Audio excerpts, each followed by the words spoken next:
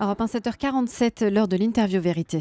Bonjour Laetitia Hébier. Bonjour. Merci d'être avec nous en direct ce matin sur Europe 1. Votre cousin, Jean-Michel, est l'un des passagers du vol AH5017 qui s'est écrasé dans le nord du Mali.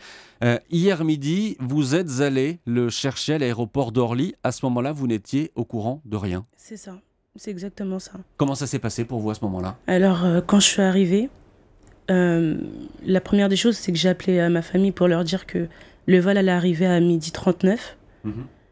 Et 10 minutes plus tard, ma mère qui me rappelle en me disant quel était le nom de son vol. J'ai dit que c'était Air Algérie. Elle m'a demandé de confirmer, j'ai dit oui. Et par la suite, elle m'a demandé le numéro de vol. Sur le coup, j'ai pas compris ce qu'elle me demandait. Je me suis dit, mais pourquoi tu me poses toutes ces questions?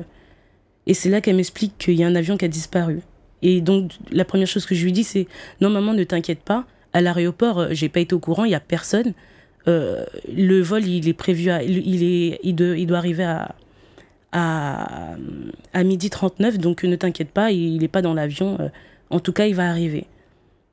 Et dès qu'on a raccroché, ça m'a quand même interpellée. C'est par là que j'ai regardé sur mon téléphone et j'ai vu que c'était réellement son avion qui avait disparu.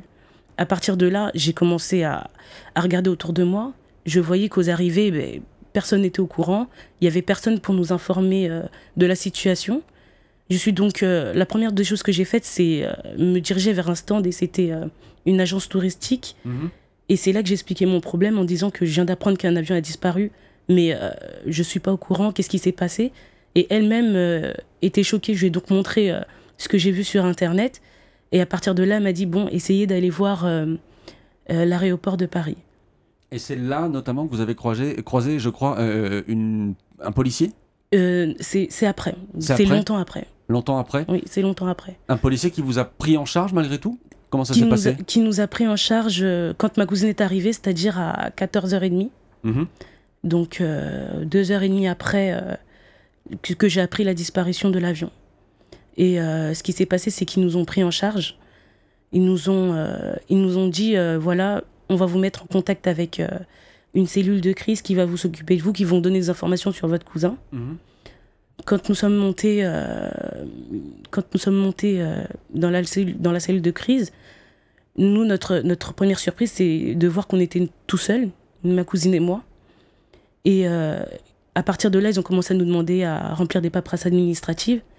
Et on attendait d'avoir des nouvelles. Et à la fin de cet interrogatoire, on nous dit qu'ils sont comme nous, ils n'ont pas de nouvelles.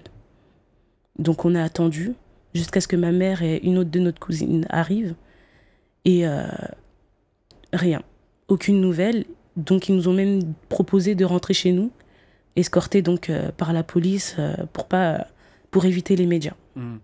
Vous avez contacté ensuite le Quai d'Orsay, le ministère des Affaires étrangères. C'est ça. Qu'est-ce qu'on vous a dit? Au Quai d'Orsay, la première fois qu'on les a eus, ils nous ont rappelé pour nous dire que notre cousin était bien à bord de cet avion, mais qu'ils ne pouvaient pas nous donner d'informations à nous, car nous ne faisons pas partie de la famille.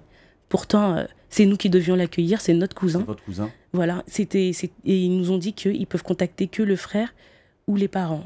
Nous, on a expliqué que nous, les parents, ils ne parlent pas français, et que nous sommes directement en contact avec eux, puisque eux-mêmes nous appelaient pour savoir, ils entendaient ce qui se passait à la télé, ils voulaient savoir s'ils étaient réellement dans l'avion.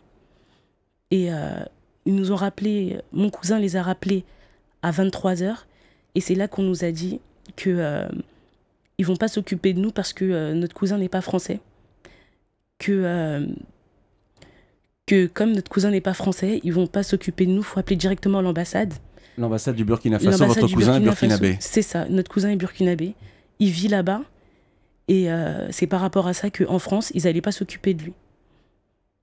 Et jusqu'à aujourd'hui, on n'a aucune nouvelle. C'est grâce aux médias qu'on est au courant de la situation. Sinon, nous, personne n'est au courant. Ils nous ont même pris le numéro de son frère au pays, mais ils n'ont pas tenu informé de la situation. Alors ce matin, l'une des dernières informations que nous avons, malheureusement, on va rester évidemment très prudent. Information donnée par les autorités du Burkina Faso, c'est qu'il n'y aurait aucun survivant. Vous attendez quoi? La confirmation officielle? Dans quel état d'esprit vous êtes ce matin? Vous attendez la confirmation de la France? Oui. On attend la confirmation de la France. On est dévastés. Je suis restée plus de 6 heures à l'aéroport sans aucune nouvelle. Aucune nouvelle. Air Algérie, ils m'ont même repoussé en me disant non, on est au courant de rien. Ils m'ont même pas pris en charge. Ils ont vu que j'étais seule. Ils sont même pas venus. Ils m'ont laissé dans l'incertitude, le vide. Je savais même pas où me tourner. Votre cousin, Jean-Michel, Oui. Qu'est-ce qu'il venait faire en France? Un stage. Il venait juste pour un stage. Il venait travailler? Voilà, c'était un stage pour finir ses études. Et il repartait après au Burkina Faso. Il en avait pour 2 mois. 34 ans, marié, un enfant, c'est ça? C'est ça. C'est ça.